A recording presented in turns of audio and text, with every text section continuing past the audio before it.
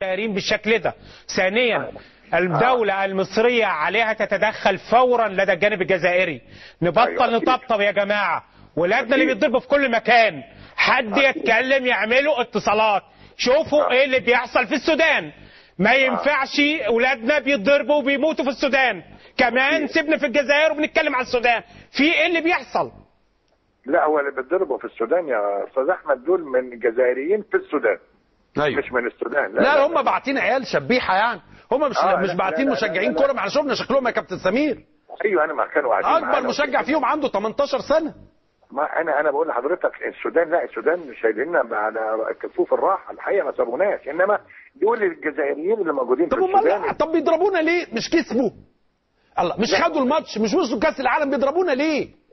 دي بالاحقاد ودي رواسب قديمه ودي مصر وام الدنيا. لا يا كابتن سمير، كابتن سمير معلش. ايوه اتفضل. عايزين ارجوك اللي حضرتك بتقوله احنا مقدرين فرقتنا، مقدرين أيوة. مجهودها، وبنناشد الناس انهم يستقبلوكم وانتوا راجعين استقبال أيوة. الابطال.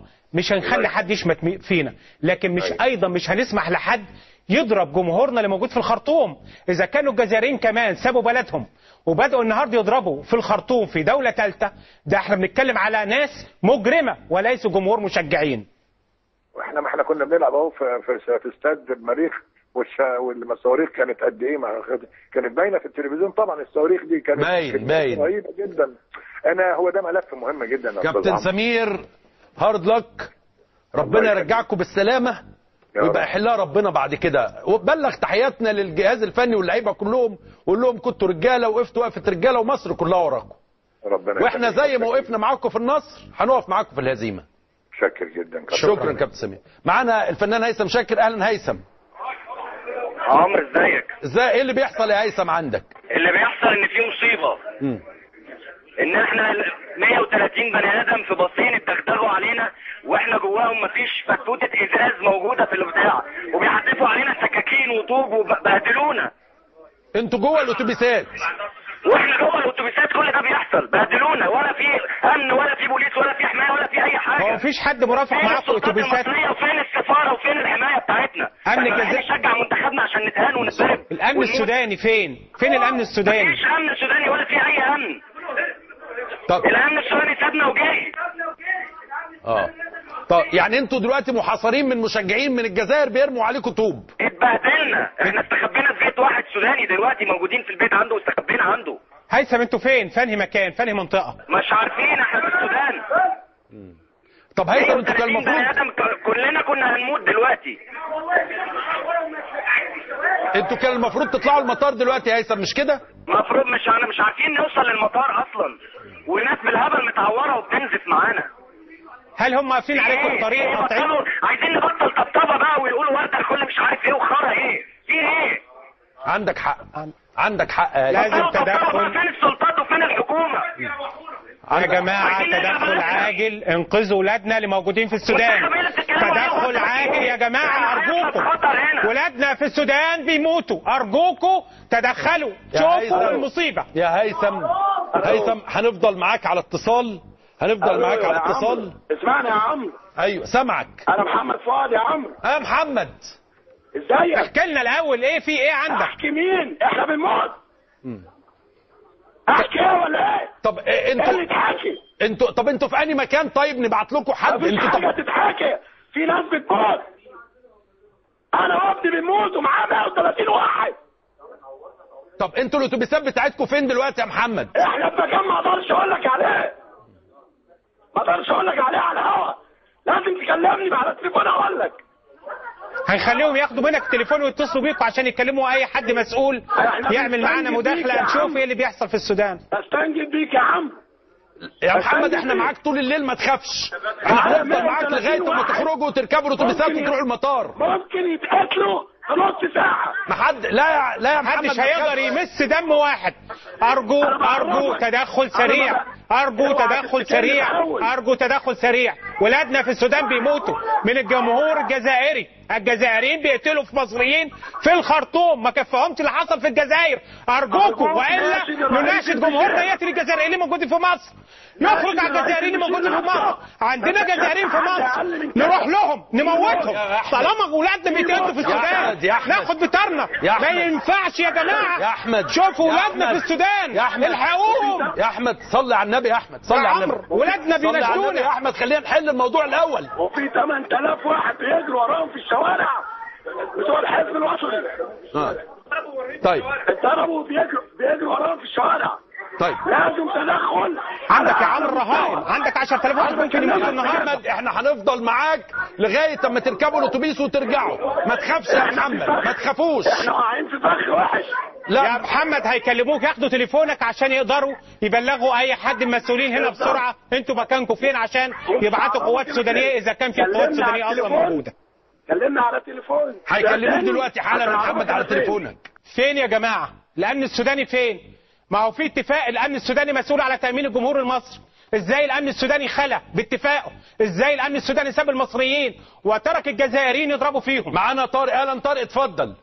يا عمرو مساء الخير. مساء النور يا طارق.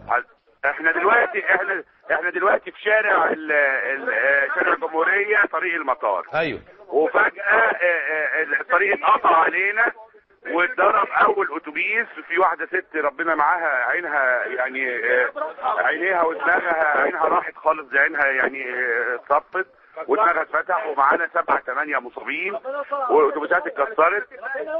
بس اخواننا السودانيين نزلونا دخلونا بيوتهم وقفلوا علينا جوه وحرمونا لغايه دلوقتي. الجيش نزل، قوات مسلحه نازله يا طارق تشتبك مع يا طارق مع يا طارق ايوه.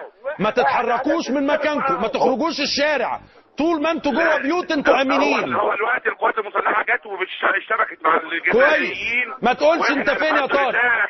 خليكوا يا جماعه جوه بيوت. احنا كل الناس اللي لينا هناك قلنا لهم كده، ما حدش يخرج في الشارع.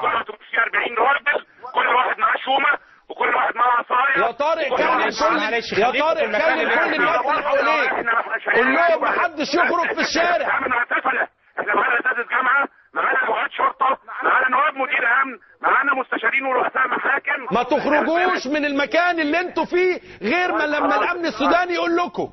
احنا في شارع اسمه شارع. ما تقولش الشارع، ما تقولش الشارع، خليك في المكان، ما تقولش اسم الشارع. يا طارق ايوه. خشوا بيوت، اي بيوت، واقعدوا جواها، ما تخرجوش غير لما الدنيا تهدى. يا رب تقعدوا لبكره. سامعني طارق؟ وكل اخواننا معانا سامعينك اهو. قول لكل الناس احنا الليله دي هنبات في الخرطوم، احنا مش هنخرج الشارع خالص ما دام ما حدش هيحمينا.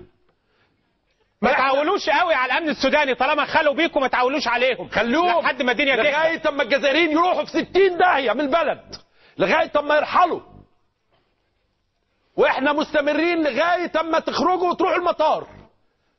مش هنسيبكم، احنا معاكم، كلنا معاكم، وراكم، ورا كل المصريين اللي موجودين في الخرطوم. وليد اتفضل يا وليد، ايه اللي بيحصل عندك؟ اللي بيحصل احنا متبهدلين في الخرطوم، متبهدلين ميتين. الاتوبيس بتاعنا اتكسر كله علينا، اللي معانا كلهم يعني متبهدلين. الناس بتموت معانا ومتحسرين من كل ناحيه ومش عارفين نعمل ايه. الشارع كله بتوع الحزب الوطني متشرحين ومرميين على الارض، ومفيش حد الشرطه السودانيه شايله ايديها خالص. احنا عايزين حد يامننا. احنا جرينا بالاتوبيس.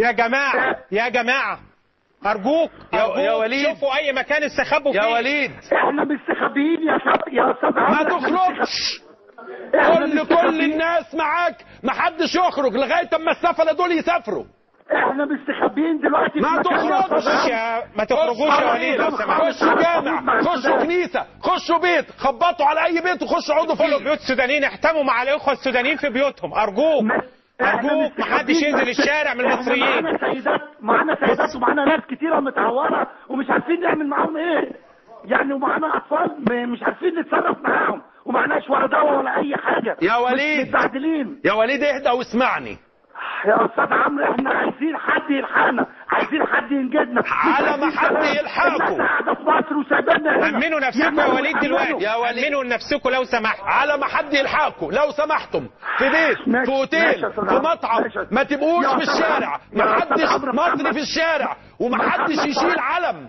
محمد فؤاد يعني شبه اتعدم مننا خالص، منتهي محمد فؤاد، ويعني مش عارفين نعمل ايه. الراجل مات متشرح، الازاز نازل على راسه هو وابنه ميت معانا في الارض، مش عارفين نعمل ايه. وليد